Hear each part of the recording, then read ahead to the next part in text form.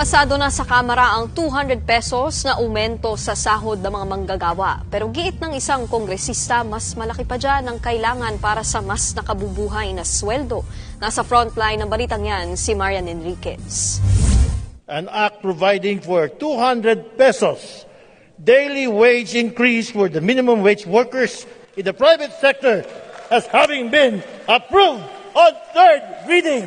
Napatayo at nagsipalakpakan ng mga mambabatas sa Kamara nang maipasa ang 200 pisong aumento sa sahod sa lahat ng minimum wage earners. Sakop ng House Bill 11376 o ang 200 pesos across the board Daily Wage Increase Act ang mga nasa pribadong sektor, mapa-contractual o subcontractual man, pati na yung mga nasa agricultural o non-agricultural sector. Sa kabuuan, 172 ang bumotong pabor sa panukala, isa lang ang nag-abstain. Isa sa mga pumabor si Akbayan Party List Representative Percy Sendanya.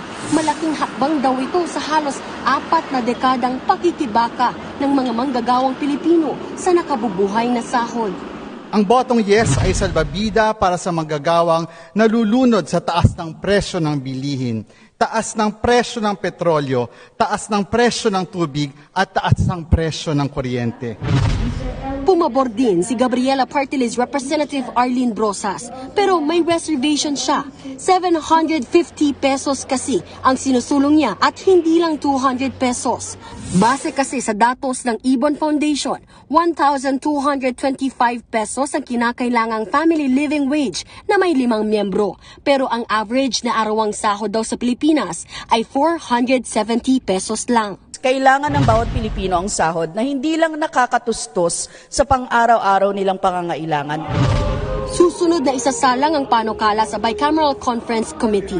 Nauna na kasing naipasa ng Senado, Pebrero nitong nakaraang taon, ang 100 pesos across the board na daily minimum wage hike. Kung manaig ang bersyon ng Kamara, sakaling maisabatas, otomatikong madadagdagan ng 200 pesos ang arawang sahod ng lahat ng minimum wage earners sa buong bansa.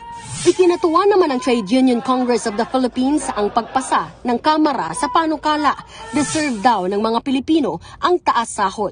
Kaya panahon na raw para makinig ang Malacanang at ipasa ito ni Pangulong Bongbong Marcos.